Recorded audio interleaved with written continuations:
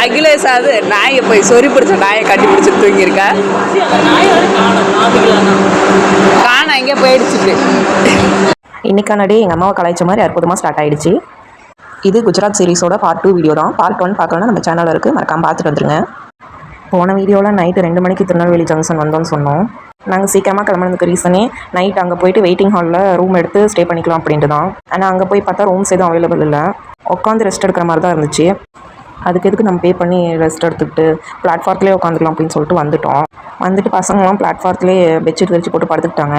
ஆனால் எங்களுக்கு கொஞ்சம் கூட தூக்கமே இல்லை, செம்ம கொசுக்கடி. உட்காந்து எப்படியோ சமாளிச்சுட்டு மார்னிங் 8 மணிக்கு ட்ரெயின் ஏறினோடனே ஃபஸ்ட்டு சாப்பிட்டு தூங்கலான்னு பார்த்தா, ஆனால் அங்கே தான் ஒரு ட்விஸ்ட்டு நமக்கு. ட்ரெயின் ஏதோ வழித்தடம் மாற்றி விட்டுருப்பாங்களாட்ருக்கு.